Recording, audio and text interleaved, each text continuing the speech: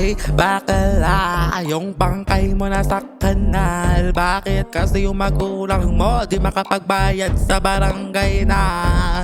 Hoy, bakla, yung bangkay mo nasa kanal na. Bakit ka kasi papapatay-patay pa tapos wala ka pang pera?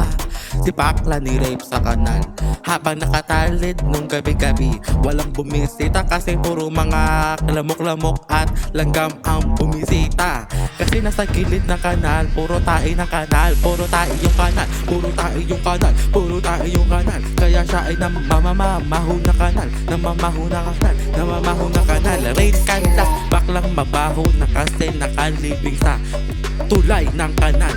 Baklang mabaho, namatay pa na hindi pa makapag-ligo.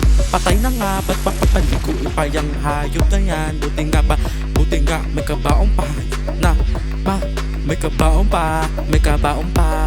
Nangangamoy ang baho ng baklang rin kandas kasi agnas at putol yung ulo. Sinungga pa ng lasing at atik sa kanal. Oh my God! Butas ang tita niya, pati puwet niya butas kasi tinira ng mga adik. Bakit kasi doon siya nakalibig sa ilog. Wala pang bantay kahit ilaw, kahit katol walang naglalagay. Para siyang basura doon, nakasabit ng kotse ng akahuga. Kaya baklang patay na double dead pa.